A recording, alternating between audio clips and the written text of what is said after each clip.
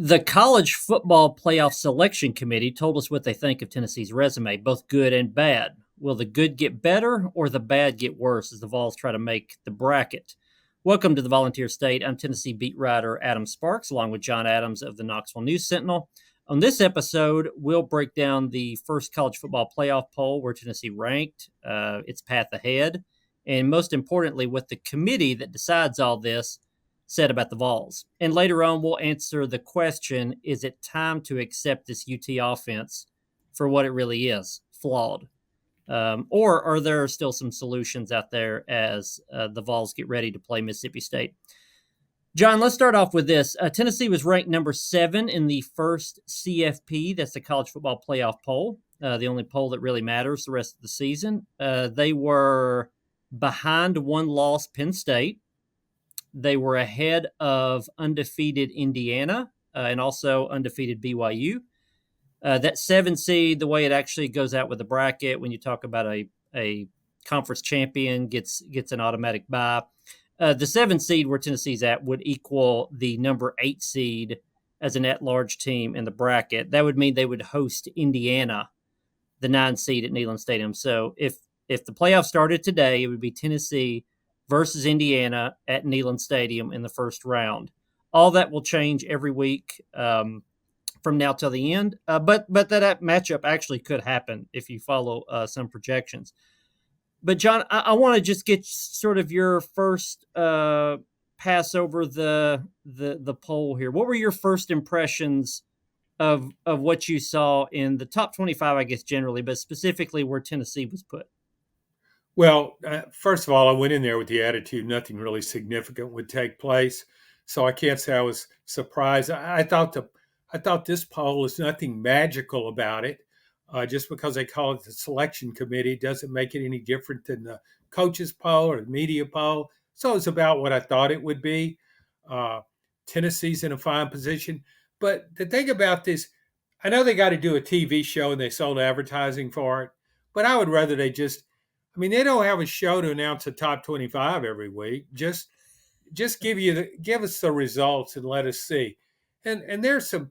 I was curious about a couple of things not related to Tennessee. Tennessee is right where I thought it would be. Tennessee's in great shape. But you got to play out the schedule. This could all be meaningless. What we saw last night could be meaningless in 2 weeks.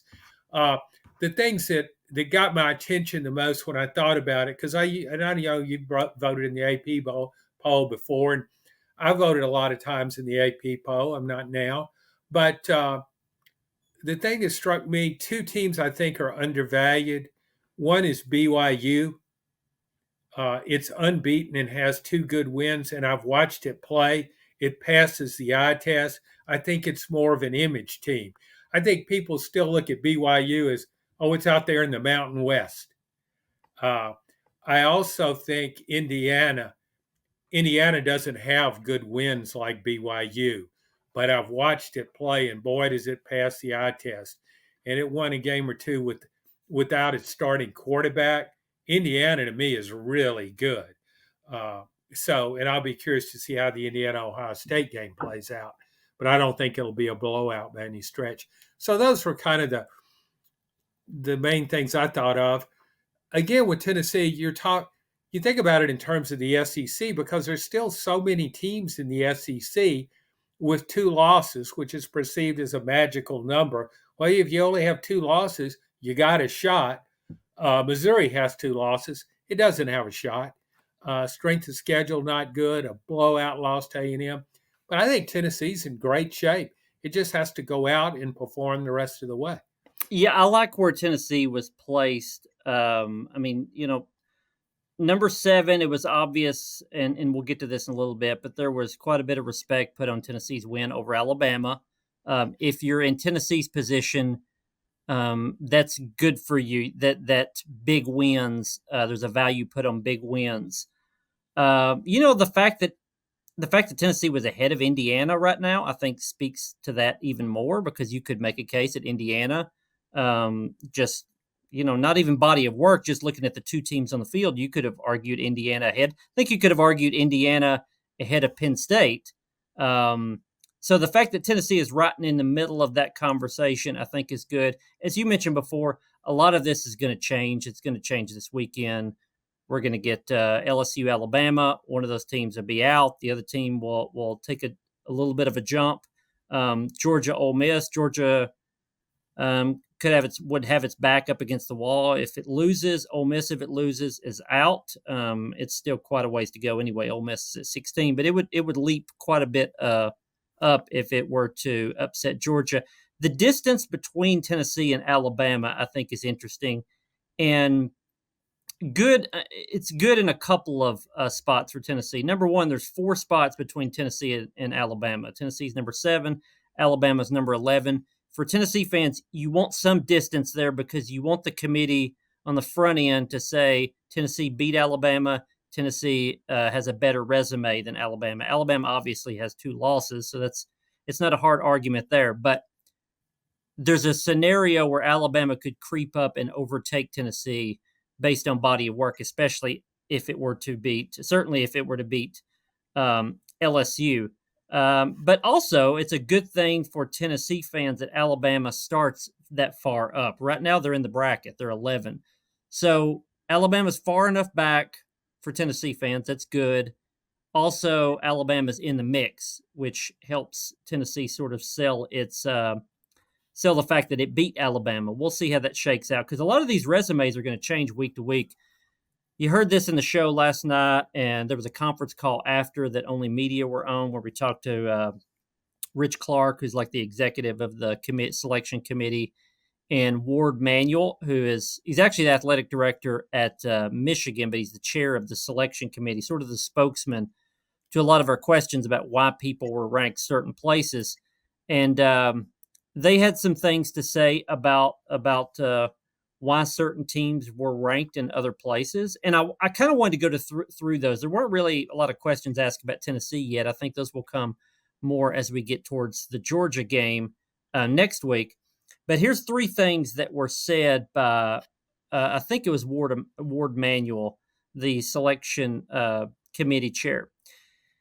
He said Tennessee beat number 11 Alabama, number 11 in the CFP poll. He said that was a good thing. That's something we really noticed and put some respect on. He said Tennessee went 4-1 against teams with a 500 record or better. We'll list those here in just a minute. And number 3, he said Tennessee lost to Arkansas, which was obviously a black mark on its resume. And so 2 good things, 1 bad thing. And you need to think about those because those will change week to week. A win over Alabama next week may look better, it may look worse, and so on and so forth. So, John, I wanted to go through these 3 things, and let's sort of gauge whether or not this could get better or worse for Tennessee, just based on the 3 things that they highlighted. So let's look at number 1. The selection committee chair said what really helped Tennessee get up as high as number 7 was that it beat Alabama, which right now is in the bracket. My question to you is, will that help the Vols in the end? How much will that help the Vols in the end that they beat Alabama head-to-head? I think it will help it because it put another loss on Alabama. But I really think Alabama will lose to LSU this week. And that will eliminate Alabama. And Tennessee won't have to worry about being tied. If Alabama beats LSU, that gives on the road, it gives it a really good win. It still has to play at Norman. Oklahoma's playing a little better. It's still not great. And it's got a rivalry game against Auburn. But I just think LSU will win that game, and that eliminates Alabama. So Tennessee doesn't have to worry about that. I don't think it will drastically reduce the glimmer of that win. It's still a good win, but maybe not as good as if Alabama would win the game. But the problem if Alabama wins the game, it's like you want Alabama to be good, but not too good. Right. It's like threading a needle there. What if Alabama went into Tiger Stadium and won by 3 touchdowns? Then it goes to Norman, Oklahoma, beats Oklahoma. Tennessee did that already.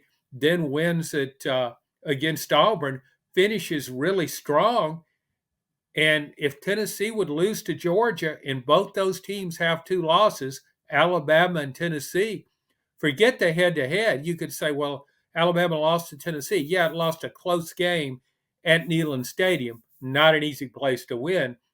But I think Alabama would move ahead of Tennessee with that body of work. Yeah, And Tennessee. I'm sorry. Yeah, it's sort of a be careful what you wish for. yes, Because yeah, if Alabama beats LSU, finishes 10-2, they have Mercer, Oklahoma, Auburn, so they'll probably run the table after this game. If they finish 10-2, Tennessee finishes 10-2.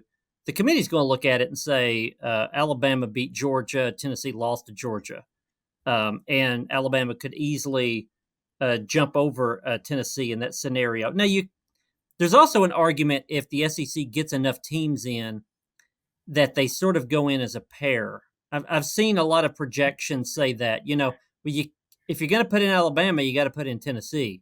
If you put in Tennessee, you probably need to put in Alabama. And so I could see that being a pretty contentious debate on down the road. I thought this was interesting, John, that last night on the conference call with the selection committee chair, he was going through some resumes. I think he was talking about maybe Texas or Alabama or whatever, and he mentioned Vanderbilt, and he said, and Vanderbilt is a very good team this year.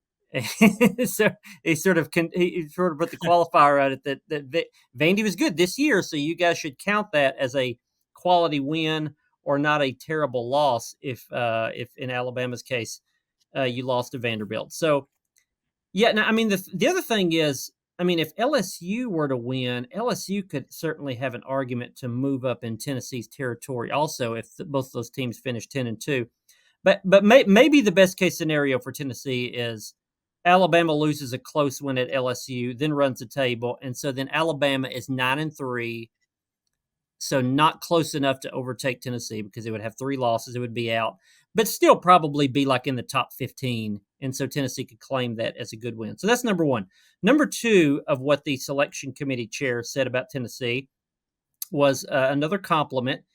He said Tennessee has a 4-1 record versus teams with a 500 record or better. And if you're trying to think through Tennessee's schedule and think who that is, teams that Tennessee has played with a 500 record or better at this point: Alabama 6-2, NC State 5-4, Oklahoma 5-4. By the way, those are the two that he actually mentioned by name. He said Tennessee has a couple good wins over NC State and Oklahoma, and then Florida's 4-4 right now. The loss obviously was to Arkansas, who's currently 5-4. So the question, and I'll give you a little data here to you, John, and also the listeners. The question is, what will UT's record be against teams with a 500 record or better at the end of this? Because, again, this is a bullet point that the committee picked out and said, well, Tennessee is very worthy because look at their record against teams with a 500 record or better. Alabama's going to finish with a winning record, or even or winning record. They'll finish 9-3 or 10-2. NC State is 5-4. NC State plays Duke, Georgia Tech, North Carolina. So even to finish at 500, they need to win one of those three. I think that's feasible. Oklahoma has Missouri, Alabama, LSU. They could lose all three of those. I would probably pick them to lose all three. That may not be a notch on Tennessee's belt by the end. Also, Florida has Texas, LSU, Ole Miss, Florida State. Florida could go 1-3 easily in that. They would then no longer have a record worthy of this qualification. So, I mean, you could, of that 4-1 record that they're touting right now, you could have a couple of those teams drop off of that list. You would be adding Georgia, potentially Georgia and Vandy to that list if you were to win them, or let's say you lose to Georgia, win to Vandy. There's a lot of possibilities there. But John, the question is, will this be a real strength of Tennessee's resume at the end of the year, their record against teams with a 500 record or better? I don't think so, because I see these teams losing. Florida's going to have a losing record. He's playing with the third-string quarterback. I think DJ Lagway is ruled out. There was speculation that he might be able to play. I don't think, from what I've read, that he'll be able to play. I've seen speculation on that. Florida's really struggling. I don't see Florida winning. I don't see it beating Texas, LSU, or Ole Miss. So it's going to have a losing record. Then I look at Oklahoma. What's it got now? 4 losses. Yep. And I probably think going to it'll have beat. 7 losses, probably. Well, I actually think it can beat Missouri. Uh, Okay. maybe I'm basing that too much on history. Oklahoma just dominated Missouri when they were in the same conference. This is a different Oklahoma team, obviously, but I think Oklahoma loses to Alabama and LSU. So you got to lose in Florida. You got Oklahoma at 6-6. Then you got Arkansas. What's Arkansas got? 4 losses. Yep. They're 5-4. Yep. Okay, it's going to lose to Texas, and it could win the Missouri game. That's kind of a rivalry game, uh, but it also could lose it. Let's just say, for conversation's sake, it loses. Then it's 6-6. Okay, so you got Arkansas, OU 6-6. You got who else do we say? Arkansas, Florida with a losing record. Then we go down. Okay, Vanderbilt. Vanderbilt's got what's it got? 3 losses right now. Yep. Okay, I see Vanderbilt losing out. South Carolina, LSU, and Tennessee. So it's 6-6. That's 5. I mean, that's a 500 record. It really Well, depends on how far the committee wants to go to qualify like a I know, but quality win. I know. I guess what I'm saying is, when I used to look at it when voting purposes, I kind of grouped teams with a winning record. I took it a little above the 500, but I still think it stands out. I think a lot of times when you're trying to decide from between one team and another, you're looking for flaws. You're looking for a reason to say, well, this team doesn't really belong there. Look what happened here. So you look at Tennessee, it's possible that at the end of the year, it would have played 2 teams with winning records, because NC State could lose 6 games. Easy. Beat 2 yeah, played 2 teams if you're counting Georgia, I'm talking, Alabama, beat 2 teams if you're counting Alabama and Vanderbilt. well, Right? but I'm saying if Vanderbilt finishes 6-6, I'm Sure. not Yeah. doing the 5. So I'm saying, if if you don't beat Georgia, it's possible Tennessee. Could look at Tennessee at the end of this regular season and say it's beaten 1 team with a winning record. Yes. Yeah. And I, that's going to be sort of one of those things where, like, how much do you want to tilt the data or the argument? Because if you say 500 record or better at the end of this thing, that will be bowl eligible, is how they'll state it. So they may say at the end of the year, and by the way, we're saying this is Tennessee a 10-2 team. We completely understand Tennessee could go and win in Athens. No definitely. question, no question they could beat Georgia, and if they are, they're 11-1. They're probably in the SEC title game. They're certainly in the CFP bracket. But that doesn't really need that much conversation. We know how that's going to end. Tennessee will coast in. But if Tennessee were a 10-2 team and they're sort of on the bubble, which is what they would probably be, yeah, John, I think you're right. There's a scenario where they would say, Tennessee played 2 good teams. They beat one and they lost to one, Alabama and Georgia. If they go a little step further, they could say, well, bowl eligible teams. Tennessee beat Alabama and beat, let's say it's maybe NC State, and they beat Vanderbilt, but they lost to Georgia and I don't know, maybe Arkansas. Like you could see a scenario where they're like, well, Tennessee 2-2 against bowl teams or 3-2 against bowl teams, which Well, neither of those sounds great on a resume of a top 12 team in the country. yeah. Here's the thing, too, Adam. How you want to look at it and how you want to couch the records, whether you want to say a bowl eligible team or a winning team. I think you might do it depending on what you really thought of Tennessee. And I think here's another factor that plays into this, that the SEC is the best conference. So even though Arkansas doesn't have a a winning record, I'm speaking hypothetically, let's just say 6-6, or that Florida doesn't have a winning record, Florida's played a brutal schedule. Oklahoma has played a brutal schedule. And I think you have to factor that into it. And so when I look at it through that lens, I look at Tennessee and I say, yeah, I might want to change how I'm looking at it and use your standard. Well, here's their record against bowl eligible teams. Mm-hmm. Use that as a standard as opposed to the winning record, because I believe in the SEC, you only got 2 losses. You kind of belong in a college football playoff. You're 10-2.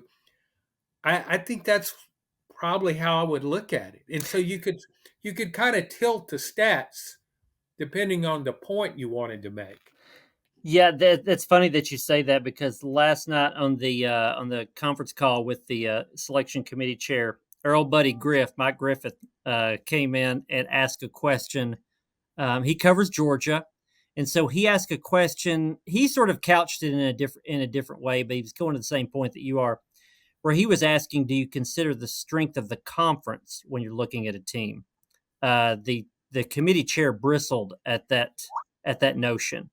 He said, we judge Team A versus Team B and how they performed in a game, Team A versus Team B. And I think what Griff was really getting at was, why is Georgia at number 3 and Ohio State at number 2? I think is probably what he was saying. Why would, and you could take that further and say, why is Penn State ahead of Tennessee? Like, when you look at Indiana, okay, sure, they look great, but they're only playing, they're playing a lot of Big Ten teams. So it gets in a little of this, SEC is the best at everything sort of idea that sometimes we have in our head. I think in football that's usually true, then it's false. But the committee chair bristled at that and said, we absolutely don't pay any attention to what conference they're in. It is funny saying that from a Big Ten athletic director, because Well, yeah, because the Big Ten is angling like the SC to say we're better than these other conferences. right, So right. for him to say that, I think he might regret those comments. For example, if you didn't know the teams and you took BYU's body of work and took Penn State's body of work, why would you have Penn State ahead of BYU? Because of the helmet and the jersey and Uh-huh. that logo. That's why. I know. I mean, and that's always been a pet peeve of mine. And when I voted in the poll, I tried to constantly remind myself of that.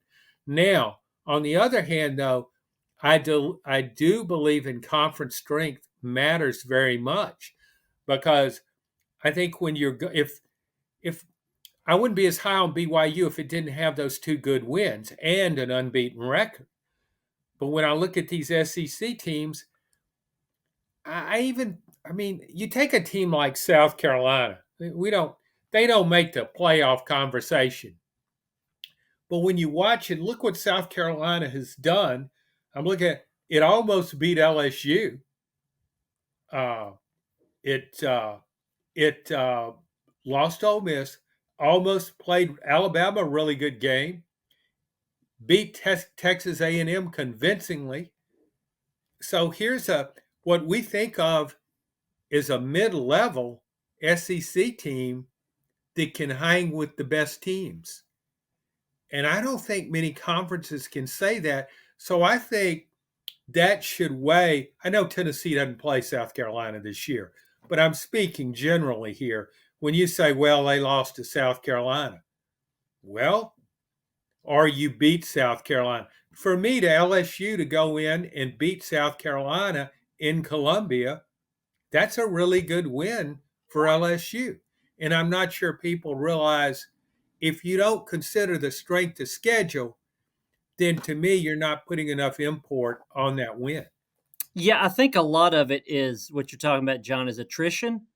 In a really really good conference, and the attrition that you don't have to deal with maybe as much in the ACC or Big 12 or another conference.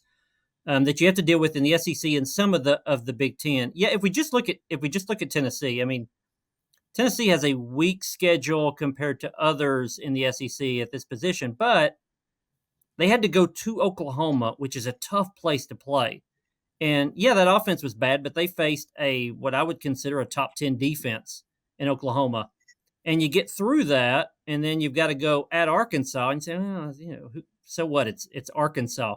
Arkansas is not an easy place to play. If you take Arkansas and put Arkansas in the Big 12, in the Big 12, which some of its history puts it there, that would be one of the tougher places to play in the Big 12, and that also is a very physical team. And then you get through that, and you say, well, now I can take a deep breath. Well, no, your old rival Florida is coming to town, and then Alabama, and it just keeps going and going. And so you can't take weeks off in the SEC as much as you can others. So it'd be interesting to see where that conversation goes about conferences as we go on.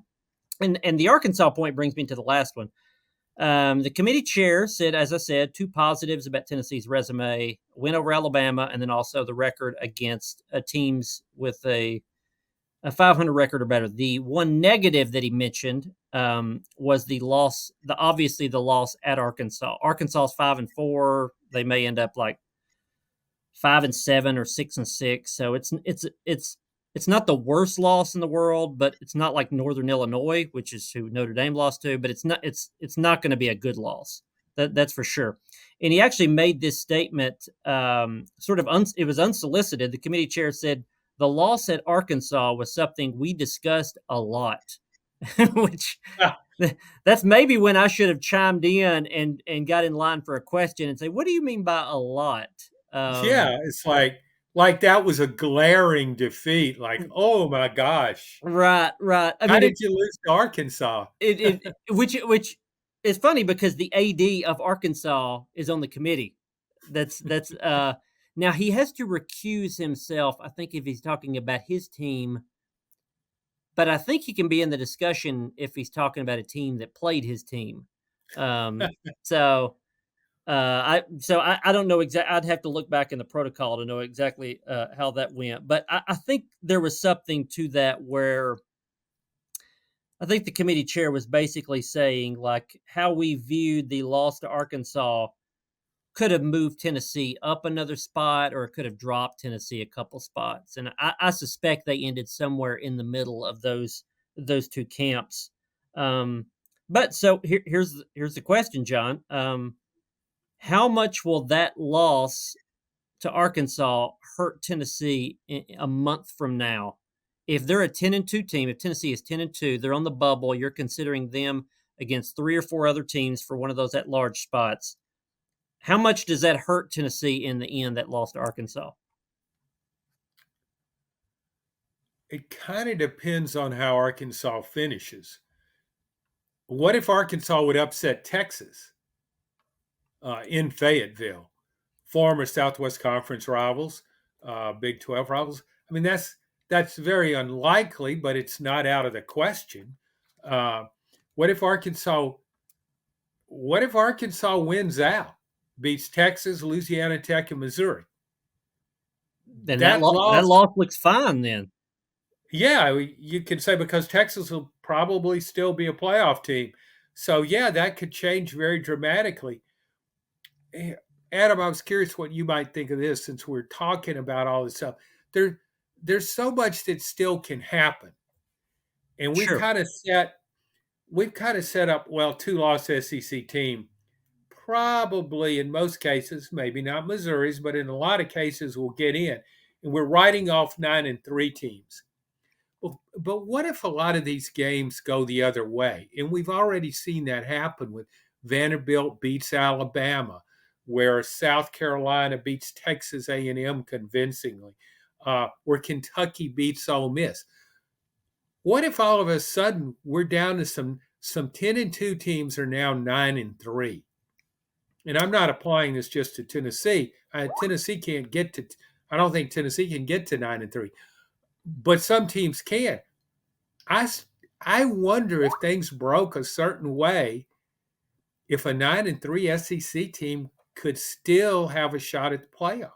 Well, you're right. If Tennessee was 9-3, they don't get in. Their schedule's too No, weak. but But I'm if not Tennessee, thinking to take it, I think where you're going, if Tennessee is 10-2, it could be competing with 9-3s and not 10-2s to get in. Is that? I mean, Tennessee would, if you're talking about Tennessee's 10-2 versus other SEC teams 9-3s, I think you would feel pretty good if you're Tennessee because you still have that win yeah, over Alabama. and yeah, I said I wasn't using this as a Tennessee barometer by any stretch, just kind of speaking generally and thinking out loud because I've just seen so many games go topsy turvy this season, not just in the SEC but in all these other conferences, the Big 12, the ACC, and two loss teams can easily become three loss teams. Again, you don't expect it, but I didn't expect a lot of these other things to happen. What if Florida's quarterback, DJ Lagway, gets well and LSU knocks off Alabama, and then Florida turns around and knocks off LSU? Um, that kind of thing, I just, what if A&M goes to Auburn? It's lost its best running back now, Le'Veon Moss. What if it goes to Auburn? Texas A&M goes to Auburn, and Auburn's not as bad a team as its record suggests. What if Auburn wins there at Jordan Hare? A&M now, three losses going into the Texas game. So I just still think a lot might happen, and what we think, how we view this thing could change in a couple of weeks. Yeah, I mean, in from Tennessee's perspective, we've been saying this for months and months and months. If they need to be 10-2 to get in, and we've just been settling on that. It's if you think back to the preseason, we also laid out games where we said, well, Oklahoma, NC State, Georgia, and Alabama, they need to go 2-2 in those games. And then we get into the season, and NC State's not very good, and Oklahoma's offense is terrible. And so everything that we talked about for months gets flipped. And I think, that could certainly happen in the next couple weeks. I mean, we've seen as much of that outside of the conference in the past 2 weeks as we have within the SEC, just teams that you have in that suddenly just have an inexplicable loss. As much parity as there is in the conference right now, that could certainly happen. A team that Tennessee should not have parity with, they're going to play on Saturday, and that's Mississippi State. Mississippi State, for people that don't know, Jeff Lebby is a head coach, first-year head coach, is having a tough time. They've got some offense. Their defense is terrible. Jeff Lebby runs a similar offense to Josh Heupel, and that goes back to their time originally together at Oklahoma. They're longtime friends, served on that staff as young 20-something-year-olds. And then Jeff Lebby was hired by Josh Heupel at UCF as his offensive coordinator and quarterbacks coach. So their systems are pretty similar. I don't know how exactly those similarities will play out in this game. I suppose it will probably help Tennessee's defense because this is an offense they face in practice every single day, and they're already really good on defense. So I'll be interested to see how that plays out. But I want to talk more about the other side of the ball for Tennessee, and that's the offense. I mean, a week ago we did this pod and we said, "Hey, is the offense finally going to come alive this week and show what we thought they would be?" And it really didn't. It looked similar to what it has in other games, which is an offense with a lot of help from its own defense and turnovers, can score about 20, 24 points. And it scored 28 against Kentucky. So this is sort of the last chance, I think, for this. And we keep saying offense, or I do. I mean passing offense. The run game is fine. Run game is good. But the passing offense, and if you look at the problems, it's sort of been a different excuse/reason every week of why the passing offense has not got off the ground yet. If you just look at the past few SEC games, if you think back to Oklahoma and Arkansas, it was bad pass protection. We said, "Oh, hey, if they just get these tackles right, then everything's going to be fine." And Nico dealing with the poor pass protection. We get to the Florida game, and Nico fumbled. Nico threw an interception. Nico was misfiring passes, and we said, okay, maybe the trouble is Nico. It's not necessarily the pass protection. Get into the Alabama game, and that seemed to have some credence because the pass protection was pretty good in the Alabama game. But Nico overthrew like 5 or 6 deep balls that could have been a runaway win. It was not. So that sort of led more fans and media to say, okay, pass protection's fixed, wide receivers are open, play calling is good. Nico, the quarterback, is a problem because he's missing throws. We now know what needs to be fixed with the offense. Well, against Kentucky last week, Nico was pretty superb. Pass protection was good. Play calling was good. Receivers got open. Receivers dropped balls. And so we've kind of run out of reasons of why the passing game is not coming together. On the positive side, you've seen all these different elements have a good game. Pass protection, receivers, Nico, get play calling. They've had a good game. They've also had bad games. If you put all those together, you have a good passing offense. The bad news is it's sort of everything has been wrong at times. John, should Tennessee fans have hope that this passing offense is going to finally hit what the expectations that we thought it had in the preseason? Or should we just all accept the fact that this is a very flawed passing attack, an incomplete offense, and Tennessee fans, wherever this team goes, you're just going to have an offense that scores about 21, 24 points a game and just accept it? Well, I still think it's kind of like behavioral. You might not can change your core, but you can modify your behavior. I think Tennessee could get better. I don't think it will suddenly turn into an offensive juggernaut like the 2022 team. There are just too many flaws, and you've brought them up. I mean, you did a really good job of synopsizing what's happened. It hasn't just been one thing, it's been one thing after another. So I just I don't see a complete turnaround. But if I break it down individually, I look at Nico. I think Nico's getting better. Yeah. And I think part of that has to do with coaching. I think the coaching staff understands better what Nico can and can't do. And it has to sort of maybe lower its expectations a little. And I think it's done that. I also think the coaches have made an adjustment in what they think works overall. And or and I know a lot of people hate hearing this, but take what the defense gives you. That sounds like waving a white flag when you're an offensive minded coach. No, we'll take what we want. That's what we'll take.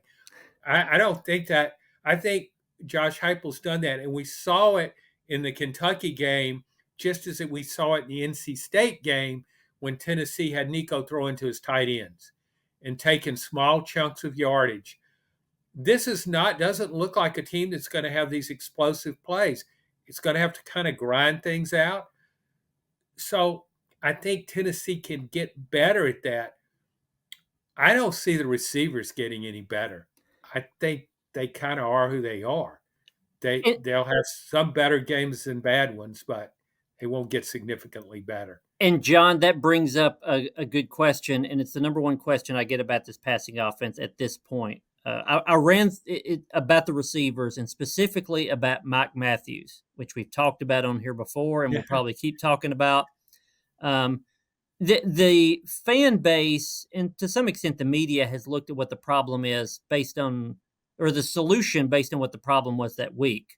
So when it was pass protection, people would say, well, you just got to throw Dane Davis in there. Lance Hurt's not ready. And then Dane Davis has played some, but it's Lance Hurt has gotten better. Pass protection is getting better. There's no longer a huge problem there, so you don't have to look for a solution. And there's not a solution there anyway. Play calling has gotten better. Nico, there was a faction of the fan base that said you got to go with Gaston Moore. We called that out as ridiculous about a month ago. And then people saw a glimpse of it and said, okay, that's why Gaston Moore is a backup quarterback. No shade on Gaston Moore, but there's a reason he's a backup quarterback and starter's 5-star recruit. So there's no solution then at quarterback. So we're kind of down to the last thing that could possibly have a solution when you talk about Mike Matthews, and that's at wide receiver. It's like the only problem with the pass game where there still seems like there's a fix. There, you can do something to repair it. So you combine that with the fact that Mike Matthews was a 5-star recruit, and I think that's why people have sort of latched onto that of something they need to try. Here's the thing. I don't disparage any fans that think that that Mike Matthews needs to play more, needs to get the ball more. Full disclosure, I was getting texts from my wife. I've mentioned before as a season ticket holder. Text from my wife during the game the other day, passing along questions that fans around her wanted me to ask in the post-game press conference. And the number one, number two, and number three submissions were ask him why he won't get the ball or why he won't play Mike Matthews. They want to see that 5-star receiver. Well, here's the thing, John. He was on the field and he did play. Mike Matthews played 20 snaps the other day, 11 pass plays, 9 run plays. He had 1 catch. Chaz Nimrod missed a block in front of him, so he didn't get to do anything with it. It was a little screen pass. He didn't get thrown at in any other instance. He had a pancake block, a phenomenal block on the outside when he was having to block in front of another receiver, and that got a lot of attention on social media, the video of that, because there was a narrative out there that he wasn't in the lineup because he couldn't block. Well, he showed he could block. I agree that he needs to play and they need to try to get the ball to him. I completely agree with fans about that. But I also can see the counter that if you want to see Mike Matthews more, if you want to see Mike Matthews play, yet Mike Matthews is playing and you don't notice him, why do you think it is you don't notice him? He played 20 snaps, and people were saying after the game, why aren't they playing Mike Matthews? They did play him. Maybe that means he's not getting open, or Nico's not finding him, or his routes aren't good enough, or maybe they're just misusing him. That's certainly an option. But the guy's playing. The guy is basically taking the snaps away from Caleb Webb from early in the year. Caleb Webb was playing like 8 or 10 snaps early in the year. He's now playing almost none at wide receiver, and they've given those snaps to Mike Matthews. Matthews played 20 snaps. Nimrod played 25. Squirrel played 27. He's playing. They need to try to get the ball to him, but he's out there.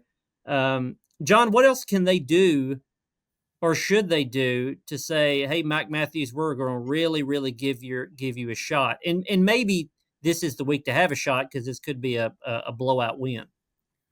Well, yeah, possibly, but here's an option that you omitted there when you were breaking it down. Maybe they're using Mike Matthews as a decoy. Maybe he's so good that when he's out there for those 20 snaps, defense is just all over him, and he's creating opportunities for other players. I did see the Kentucky secondary holding a 5 up to everybody. Say, hey, 5-star on the field. There's a 5-star on the field.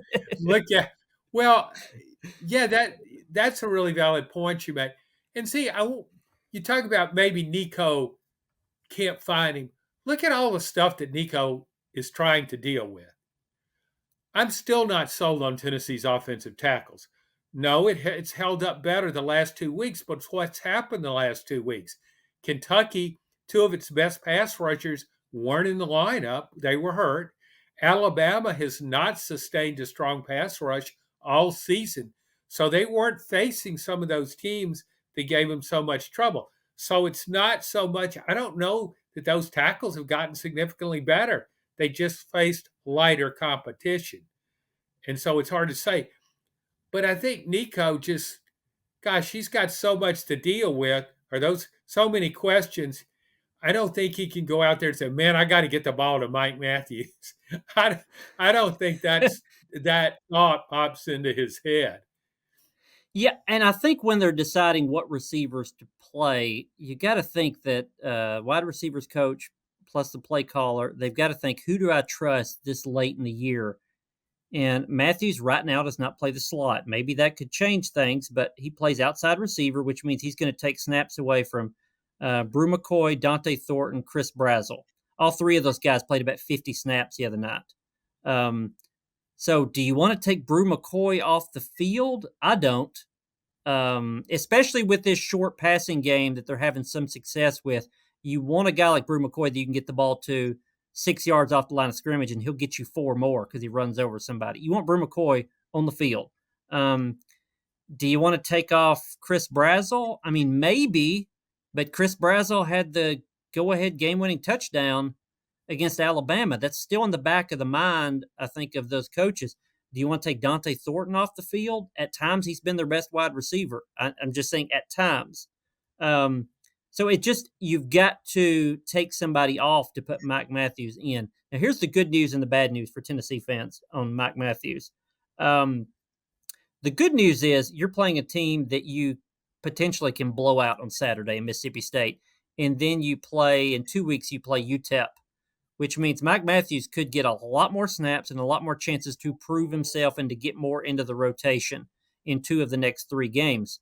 The bad news is Tennessee looks like they're going to go on the stretch run here doing a lot of 12 personnel, which is 2 tight ends. If you have 2 tight ends on the field, you have 2 wide receivers, you take the slot off, and that just means you've got 2 wideout spots and all those receivers trying to fill it. And it's harder to get a guy like that onto the field when you're already trying to divvy up snaps to that many wide receivers. And I know the fear of Tennessee fans. It's that you're going to lose the guy. If you don't play him, you're going to lose him in the offseason. That's the fear, that he will go into the transfer portal because he's going to say, I was a 5-star. You signed me. I came here to play. You told me I was going to play. I'm getting all this NIL money. And then you've got transfers ahead of me. You've got Chaz Nimrod on the field instead of me. Why don't you guys believe in me? Now, if Mike Matthews stays, I think he has a pretty reasonable chance to start next year. But it's hard to convince him of that when you're not playing him as a true freshman. John, how do you deal with that fear if you're the Tennessee coaches that you have to play a guy enough to keep him happy so he doesn't leave? And should they give into that fear just out of good sense? No, they can't even think about that. The way college football is today, you have an opportunity to make the playoff. And so you've got to invest all your resources in that goal. And that's what you've got to accomplish. You can't worry about what's coming down the road because this stuff can just change so drastically from one season to the next. I mean, maybe they play Mike Matthews. He does well and he still gets a better deal somewhere else and he's gone. You just don't know what's going to happen. So to me, you got to be wearing blinders. And I know it might be hard to resist the temptation, but you have a chance to make the college football playoff, i.e., you have a chance to win a national championship. That doesn't happen so often in Tennessee. So to me, if you think Mike Matthews can help you do that, then by all means, work him into the rotation more, give him some opportunities. But no, don't say, well, he's not really going to help us that much this year, but he might get upset if he doesn't play, so let's use him some. No, I would just be putting everything I had into this, making this the very best offense it could be as you go into the playoffs. It's going to be a tough balancing act, that's for sure, trying to figure out who should play and who shouldn't. If they are to make a playoff run, they're going to need a lot of guys, but I will say the wide receivers for Tennessee, they've pretty much lost a guy every season under Heupel to a massive injury. Cedric Tillman and Brew McCoy, Jalen Hyatt was hurt the first year. You've always had injuries at that position where you had to plug in another guy, but they have never had a season where they were playing 5 or 6 guys to where you could absorb injuries. So this year, when Brew was a little banged up, you didn't notice that much of him. When Dante Thornton was banged up, same thing. Squirrel's been banged up the last 2 or 3 games. They've been able to absorb that with no real issues. So there hasn't been, knock on wood for Tennessee, there hadn't been that catastrophic injury with a wide receiver where everybody got bumped up.